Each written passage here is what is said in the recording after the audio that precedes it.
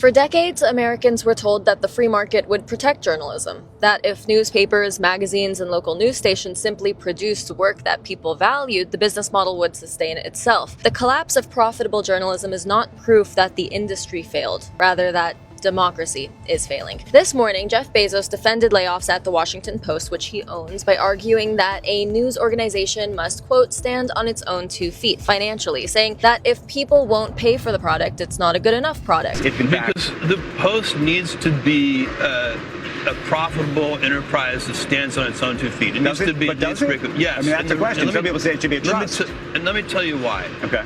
Because it's a measure of its relevance. If people won't pay for our product, it's not a good enough product. And that's a very American argument. If something struggles financially, it must not deserve to survive. Tough luck, tough world, tough business. But journalism has never quite worked like normal business, and it's not ever been expected to. Historically, some of the most important reporting in modern history was expensive and slow, legally dangerous, and often deeply unprofitable. The Pentagon Papers didn't maximize engagement. Watergate wasn't optimized for subscriptions.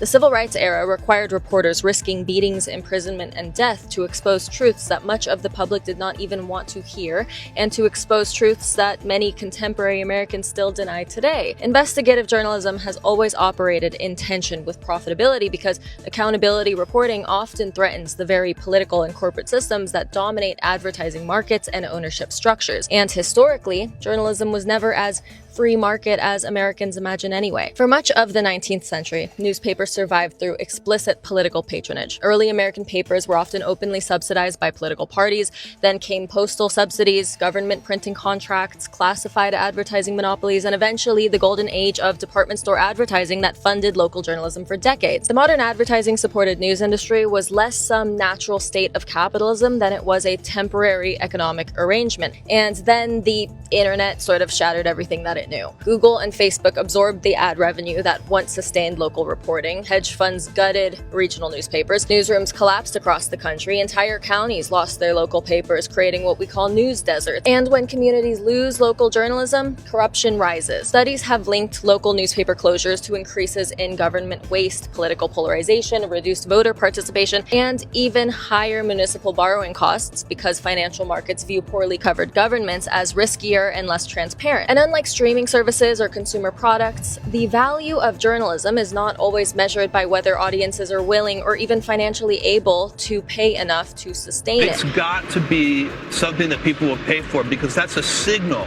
Right. It's a signal that we're providing a relevant service. Because the people most dependent on strong journalism are often the least able to fund it directly. A struggling local town with corruption problems may desperately need investigative reporting while simultaneously lacking the economic base to support a newsroom. And that's the contradiction Bezos' comments today unintentionally exposed.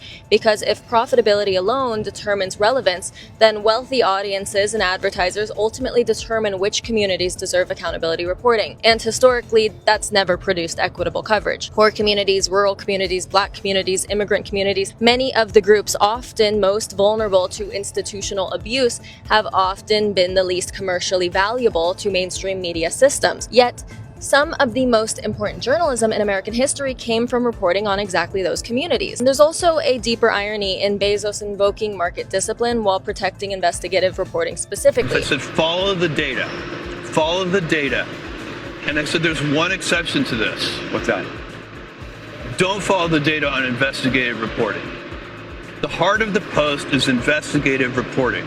But that admission almost undermines his larger argument, because if journalism should live or die by market demand alone, why exempt investigative reporting at all? Because investigative journalism often matters precisely when it is not immediately profitable. And democracies throughout history have repeatedly learned that markets alone do not reliably preserve public interest information. That's why many countries publicly fund journalism directly through national broadcasters, nonprofit structures, tax credits, or local news new subsidies, because informed populations are a public good, not a charity. It needs to stand on its own 2 feet.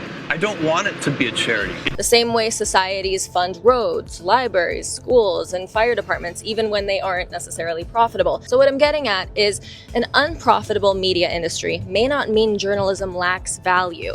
It may mean democracy is no longer rewarding the institutions that support it. And in other words, that unprofitable industry may be more relevant now than ever.